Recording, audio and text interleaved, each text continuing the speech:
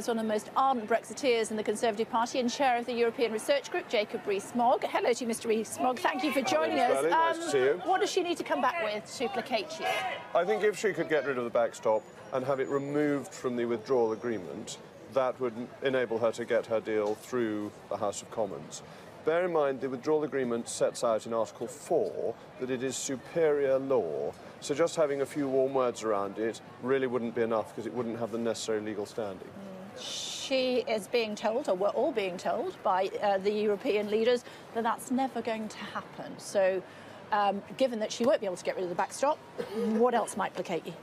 Well, then we leave without a deal and the European Union doesn't get its £39 billion that it needs, particularly in the 21 months remaining of the multi-annual financial framework.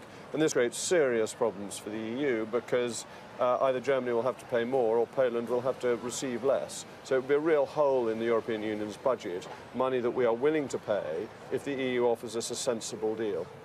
Of course, there's another option, which is stopping Article 50. Well, yes, of course there is. We could just ignore all democracy and install a dictatorship. But it would be a really shocking approach to take when 17.4 million voted to leave. And it's really interesting talking to people. People are saying, I didn't vote for a deal, I voted to leave.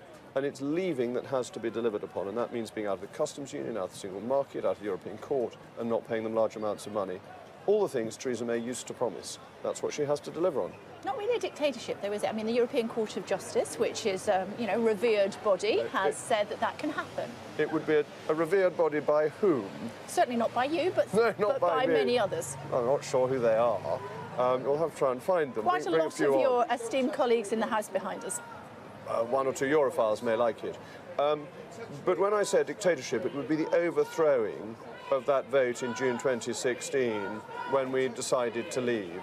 If we were arbitrarily decide, the government was suddenly to say we're revoking Article 50, that would be a real scandal. And it would be ignoring the biggest democratic exercise this country's ever had, which was then reinforced by a general election in which both the Labour Party and the Conservative Party committed to implementing the result of the referendum. So can politicians just say anything and then do the reverse? Can they pile lies upon lies? They want a people's vote. They had one. They may have missed it. Perhaps they were asleep on the 23rd of June 2016. We had a vote. 17.4 million people voted to leave. What they want is a loser's vote, a vote of people who never wanted to leave and don't accept that in a democracy, when you lose, you have to accept the result. That's how democracy works. Do you not accept there have been material changes since then? No. Not least 1.5 million people, I'm told, have died since then, and the vote was, I think, something like 750,000 in favour of leaving the European Union. No, it wasn't. It was over 1 million in favour. The 750,000 is the swing figure of people you would need to have changed your mind. Nevertheless, 1.5 million people have died since the vote was taken place. This is a really eccentric view, if I may say so. This would be true after every... It's put forward by the opposite side to you, and we have to respect both sides, of course. You're very fair-minded, and you always put the other side. But you could say this after every election, couldn't you?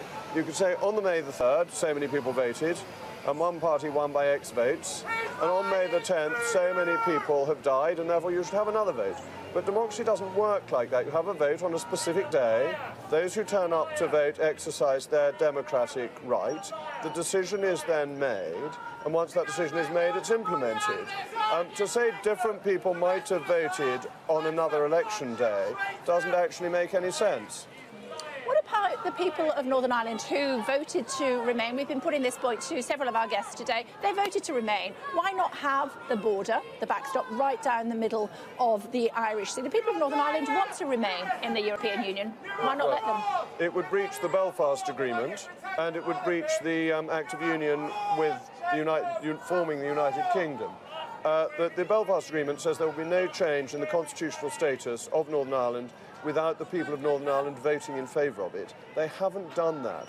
They voted in a referendum which was a whole UK referendum, and Northern Ireland is part of the United Kingdom because it wants to be. So that is a whole vote for the whole country, and to split them off, as I say, would break the Belfast Agreement. What's to be done about Mrs May? Well, I think she should resign. The major plank of her policy cannot get through Parliament. Her negotiation has been unutterably weak, and she's gone off to the continent to ask for something that a week ago she said was impossible. I think in all decency, in all duty, her period of office should now come to an end.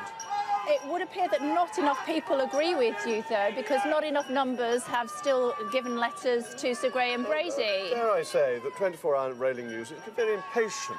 Politics evolve. You gave us the impression that that was going to happen weeks ago. A week is a mere bagatelle. Harold Wilson may have said a week is a long time in politics. Did. But in the normal stretch of our history, a week is a very short time. Wait and see.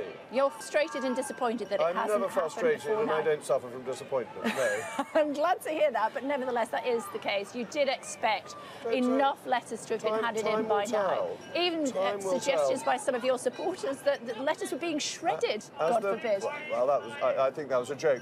But as the very distinguished Sir Peter Tapsell said to me, former Father of the House, he said to me, you should always remember there is more time in politics than you think. And I always thought that was very good advice. Who should she be replaced by? Well, fortunately, the Tory party has so many able people who could take over. But I think it's important that it's somebody who believes in Brexit. And so my top three would be Boris Johnson, David Davis and Dominic Raab. OK, and you don't care which three of those? I think each of those could do it very well. I do have a favourite amongst them, but let's wait and see. Who's that? It's Boris. I think Boris has a greater reach. But any of those three, I would be willing to support with enthusiasm. OK, good to talk to you. Always a pleasure. Thank you very much indeed for joining us. We really appreciate it. Thank you.